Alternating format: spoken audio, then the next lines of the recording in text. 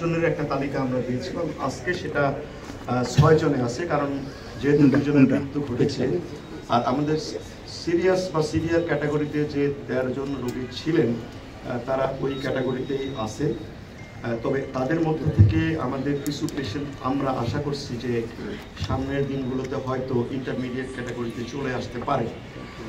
আর বাকি যে 23 জন intermediate category আছে তাদের ব্যাপারে আমরা আগেই বললাম যে আমাদের 13 জনকে আমরা সেখান থেকে শিফট করে কেবিনে নিতে পেরেছি।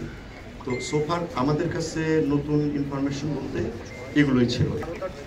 অবশ্যই সিঙ্গাপুরের সঙ্গে আমাদের বৈঠক হয়েছে, কারণ গতকালকেও তাদের সঙ্গে আমাদের বৈঠক হয়েছে, আজকেও। আপনারা জানেন যে আমরা এই পুরো প্রক্রিয়াতে পুরো ম্যানেজমেন্ট প্রোটোকলে আমরা মাল্টি ডিসিপ্লিনারি একটা বোর্ডের মাধ্যমে কিন্তু ডিসিশন নিচ্ছি, এবং আমরা প্রতিদিনের মতো আজকে সকালেও সেই মাল্টি ডিসিপ্লিনারি বোর্ড আমরা বসেছিলাম একসঙ্গে। বসার পরে বিভিন্ন রোগীর ক্ষেত্রে আমাদের যে ট্রিটমেন্ট প্রোটোকল, ড্রেসিং চেঞ্জ সহ অন্যান্য বিষয়গুলো একসঙ্গে বোর্ডের মাধ্যমে ডিসিশন নিয়ে আমরা আজকে সম্পাদন করেছি। আমরা ইতিমধ্যে সারা পৃথিবীর বিভিন্ন দেশ থেকে এই চিকিৎসার জন্য সহযোগিতার আশ্বাস পেয়েছি। অনেক মানুষ, ইভেন আমাদের বাংলাদেশের যারা স্পেশালিস্ট আছে, আমেরিকাতে আছে, ইউকেতে আছে, তারাও আমাদের জন্য সহযোগিতার হাত বাড়িয়েছে। আমাদের কিন্তু এই মুহূর্তে আবারও বলছি যে আমাদের ব্লাডের কোনো প্রয়োজন নাই।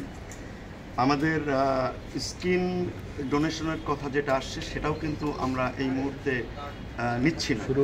আমাদের পর্যাপ্ত পরিমাণে স্কিন আমাদের ব্যাংকে আছে, যদি কারোর লাগে আমরা সেখান থেকেই ব্যবহার করতে পারি। আর 3 নম্বর প্রশ্ন হচ্ছে, অনেকেই আমাদের কাছে বিকাশ, নগদ ইত্যাদিতে টাকা পয়সা পাঠাতে চাচ্ছে।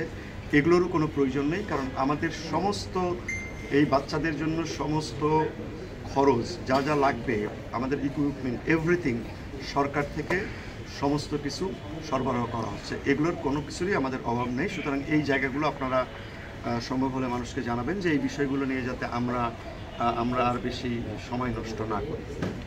তো আমরা যেটা শুরু করছি যে গতকাল থেকে আমাদের বিশেষ করে 2টা বড় ধরনের ডেভেলপমেন্ট, যেটা ভালোর দিকেই বলি, আছে কিছু খবর আমাদের জন্য, কিছু খারাপ খবরও আছে। খারাপ খবর হচ্ছে গত 24 ঘন্টায় গত 24 ঘন্টায় আমাদের আরও 2 জনের মৃত্যুবরণ হয়েছে, এবং এই 2 জনের একজন আজকে 1:55 মিনিটে মারা গিয়েছেন, আর একজন 4:30টার সময় মারা গিয়েছেন।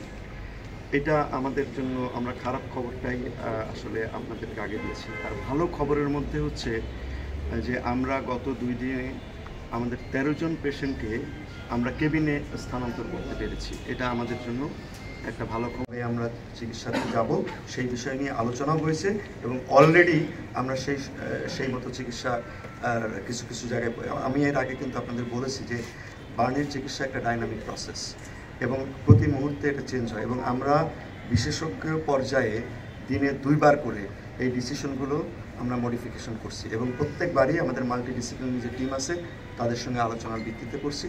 আর প্রতি মুহূর্তে তো আমাদের এই ডিসিশনগুলো বাস্তবায়ন করবার জন্য প্রতি মুহূর্তে প্রতি শিফটে আমাদের ডাক্তাররা, আমাদের নার্সরা কাজ করছে।